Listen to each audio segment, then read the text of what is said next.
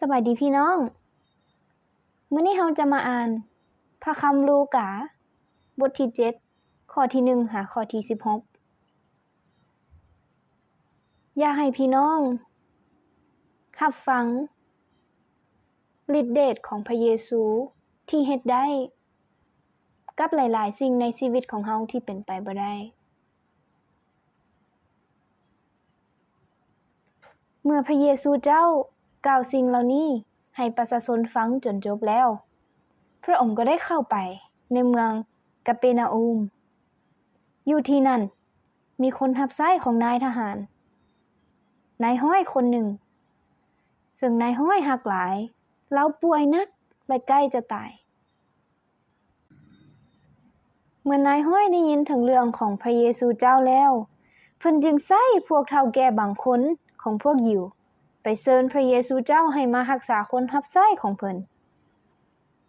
เมื่อพวกเขามาฮอดพระเยซูเจ้าแล้ว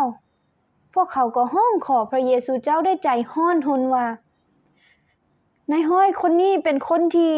พระองค์สมควรที่จะช่วยเหลือแท้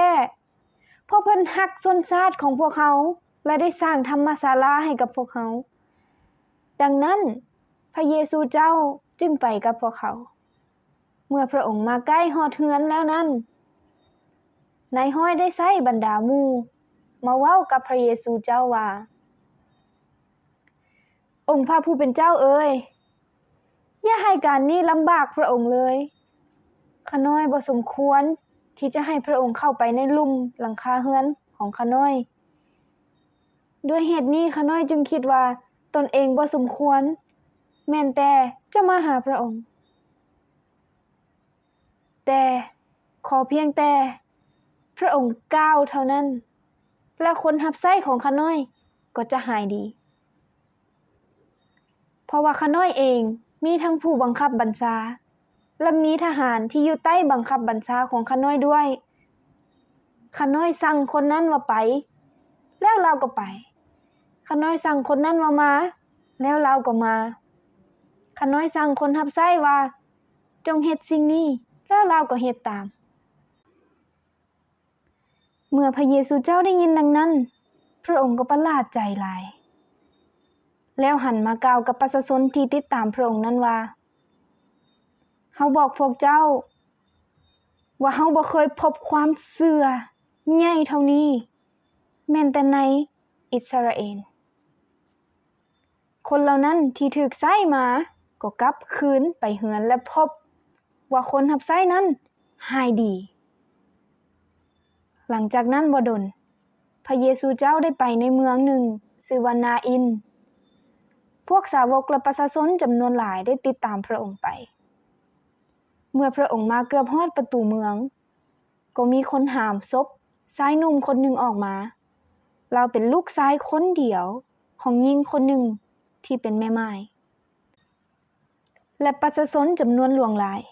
ก็มาจากเมืองพร้อมกับหญิงนั้นเมื่อองค์พระผู้เป็นเจ้าได้เห็นหญิงนั้นพระองค์ก็สงสารนางหลายและกล่าวว่าอย่าร้องไห้เลยแล้วพระองค์ก็เข้าไปใกล้และแตะหีบศพที่พวกเขากำลังหามอยู่นั้นบรรดาคนที่หามหีบศพก็หยุดยืนอยู่พระองค์กล่าวว่าชายหนุ่มเอ๋ยเฮาสั่งเจ้าจงลุกขึ้นแล้วคนตายก็ลุกขึ้นเริ่มเว้าพระเยซูเจ้าจึงมอบชายคนนั้นให้แม่ของเราคนทั้งหลายก็เต็มไปด้วยความย้านกลัวและสรรเสริญพระเจ้าพวกเขาว่าผู้ทำนวยยิ่งใหญ่ผู้หนึ่งได้ปรากฏในท่ามกลางพวกเขาแล้วพระเจ้าได้มาช่วยประชาชนของพระองค์แล้ว